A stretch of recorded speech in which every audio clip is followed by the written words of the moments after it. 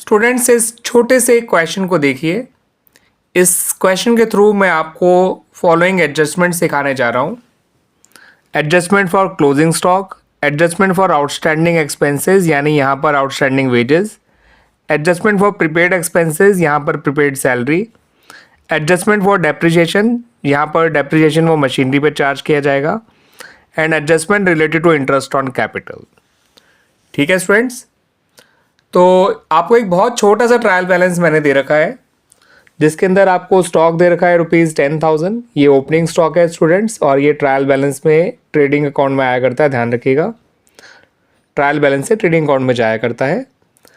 अगला है purchase and sales, ये है परचेज और ये है सेल्स, ध्यान रखिएगा, दोनों ही ट्रेडिंग अकाउंट में आते हैं। अगला है वेजेस, ये भी ट्रेडिंग अकाउंट में आता है।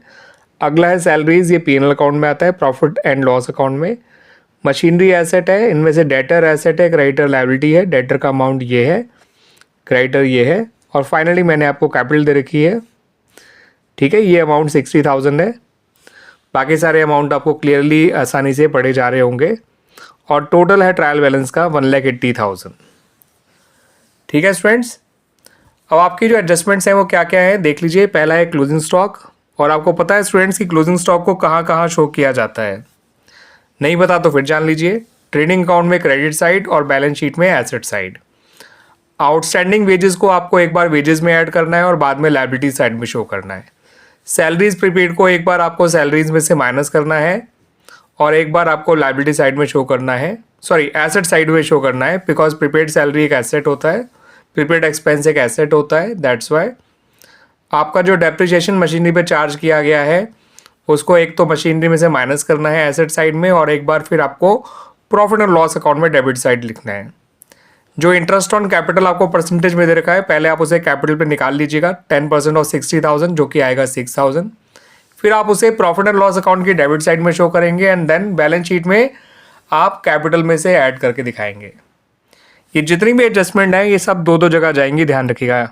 हर एडजस्टमेंट को आपका ट्रीटमेंट दो जगह करना है, आपको हर एडजस्टमेंट का ट्रीटमेंट आपको दो जगह करना है। जो ट्रायल बैलेंस के अंदर लिखी हुई चीज़ें हैं वो केवल एक एक जगह ही जाएंगी, या तो ट्रेडिंग में या पीएनएल अकाउंट में या फिर बैलेंस शीट में। ठीक है स्टूडेंट्स, आइए अब इसका ट्रेडिंग अकाउंट देख लेते हैं वो किस तरह से बनाया जाएगा। स्टूडेंट्स, ये मैंने छोटा सा ट्रेडिंग अकाउंट बनाया है सिर्फ जस्ट समझाने के लिए। ये पर्टिकुलर्स अमाउंट ये है आपकी डेबिट साइड, ये है आपकी क्रेडिट साइड।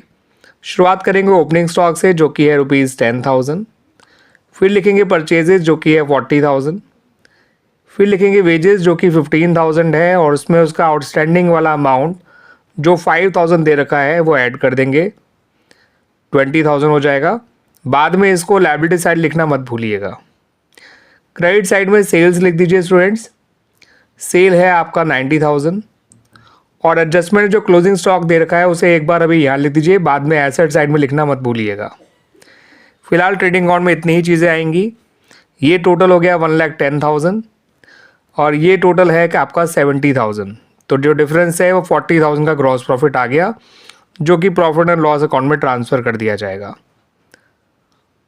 ठीक है students, now come to the profit and loss account. ये छोटा सा प्रॉफिट एंड लॉस अकाउंट मैंने जस्ट आपको समझाने के लिए बनाया हुआ है स्टूडेंट्स। ग्रॉस प्रॉफिट जो निकल कर आया था उसे यहाँ लिख दीजिए क्रेडिट साइड में, और फिर सैलरीज आपको दे रखी हैं 20,000, उसमें से प्रीपेड सैलरी 2,000 माइनस कर दीजिएगा, अमाउंट आएगा 18,000। और प्रीपेड सैलरी को बाद में एसेट साइड में लिखना मत भूलिएगा, एंड दिस इज 18,000 स्टूडेंट, ध्यान रखिएगा। 20,000 माइनस 2,000, 18,000। फिर आपको और कोई अंदर ऐसा अमाउंट नहीं दे रखा जो प्रॉफिट एंड लॉस अकाउंट में आए, मगर नीचे जो डेप्रिसिएशन है मशीनरी का वो भी प्रॉफिट एंड लॉस अकाउंट में आएगा।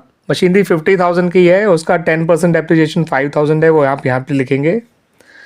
उसके अलावा आपका जो डेप्रिसिएशन है ये बाद में इसका सेकंड ट्रीटमेंट ये है कि इसे मशीनरी में से माइनस कर दिया जाएगा। हर एडजस्टमेंट दो जगह जाती है, इस बात को ध्यान रखिएगा। उसके अलावा आपको इंटरेस्ट ऑन कैपिटल जो है वो निकाल के लिखना है। यहाँ पर 60,000 कैपिटल है, उसका 10% 6,000 होता है, वो यहाँ लिख दीजिए। ये इंटरेस्ट ऑन कैपिटल एडजस्टमेंट भी है, तो दैट्स वाई ये दो जगह आएगा, ये बाद में कैपिटल में ऐड भी हो जाएगा। ठीक है स्टूडेंट्स, अब ये 18 है, ये 5 है, ये 6 है, और ये अकेला 40 है। 18 और 5 23 होता है, और 6 29,000। 40,000 में से 29,000 माइनस कर दीजिए, आपका 11,000 का नेट प्रॉफिट आ जाएगा। ठीक है स्टूडेंट्स, जो कि जाके कैपिटल में प्लस कर दिया जाएगा। Now come to the balance sheet. उम्मीद करता हूँ कि आपको ये छोटे छोटे अकाउंट जो है पॉइंट समझने में हेल्प भी कर रहे होंगे।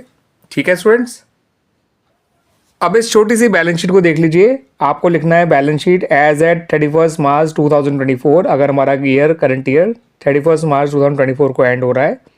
ठीक है, लायबिलिटी साइड में कैपिटल लिखिए 60,000, उसमें एक तो नेट प्रॉफिट ऐड कर दीजिए जो अभी निकल कर आया था 11,000, और 6,000 इंटरेस्ट ऑन कैपिटल के ऐड कर दीजिए। ठीक है, तो इंटरेस्ट ऑन कैपिटल हमारी एडजस्टमेंट थी, तो देखिए वो दो जगह आ रही है, एक बार आपका पी में डेबिट साइड आया था, एक बार यहाँ ऐड हो रही है। नेट प्रॉफिट जो उसका रिजल्ट था वो कैपिटल में ऐड हो गया, अगर नेट लॉस होता तो माइनस कर देते। ये टोटल आ गया 77,000। क्रेडिटर्स को आपको एज इट इज लिखना है, क्रेडिटर है ₹30,000, और जो आउटस्टैंडिंग वेजेस आपने तब ऐड किया था वेजेस में 5,000, अब उसको यहाँ पे लिखने की बारी आ गई है, तो उसका भी सेकंड ट्रीटमेंट हो गया। इंटरेस्ट ऑन कैपिटल का भी सेकंड ट्रीटमेंट हो गया। ठीक है सर स्टूडेंट्स, आपको 5 एडजस्टमेंट दे रखी थी मैंने, 5 में से 2 एडजस्टमेंट का सेकंड ट्रीटमेंट हो चुका है। तीसरी क्लोजिंग स्टॉक थी, उसका एडजस्टमेंट आपको लिख लेना है यहाँ पे 20,000। चौथी डेप्रिसिएशन थी जिसे मशीन में से माइनस कर देंगे, 50 में से 5 माइनस करेंगे तो 45,000, और पाँचवा प्रीपेड सैलरी था 2,000, वो यहाँ आ गया। उसके अलावा आपको डेटर्स और दे रखा है जिसकी कोई एडजस्टमेंट नहीं है, तो debtors as it is balance sheet में आ जाएगा एसेट साइड। अगर हमने सब कुछ सही किया है तो ये मैच करना चाहिए और करेगा भी। देखते हैं स्टूडेंट्स, 77 और 30 होता है 107, 107 और 5 होता है 112, यानी 1,12,000, 1,12,000। 45 और 45 90, 90 प्लस 20 110, 110 और 2 1,12,000। तो इस तरह से स्टूडेंट्स हमारा ये बैलेंस शीट कंप्लीट हो गया। देखिए मैच भी हो गया।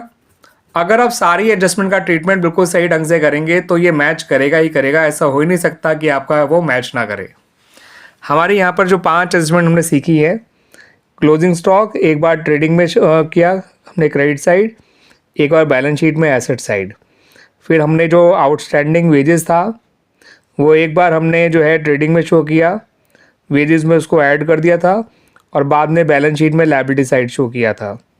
फिर था प्रीपेड सैलरी, एक बार हमने P&L में उसको सैलरी में से माइनस किया था, और बाद में एसेट साइड शो किया है बैलेंस शीट में।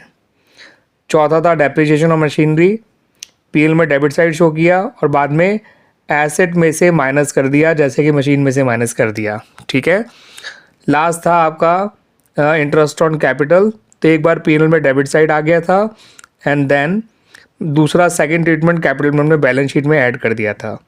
हर एडजस्टमेंट 2 जगह आती है स्टूडेंट्स, इस बात को ध्यान रखिएगा, बस वो 2 जगह सही जगह उनको पहुंचाना ज़रूरी है। ठीक है, आपका बैलेंस शीट मैच करेगा ही करेगा, ग्रॉस प्रॉफिट और नेट प्रॉफिट भी बिल्कुल सही निकल कर आएंगे ही आएंगे। और इस बात का ध्यान रखिएगा कि जो भी चीज़ें आपको ट्रायल बैलेंस के अंदर दे रखी होती हैं वो केवल एक ही जगह जाती हैं, ये एडजस्टमेंट ही हैं जो 2-2 जगह जाया करती हैं।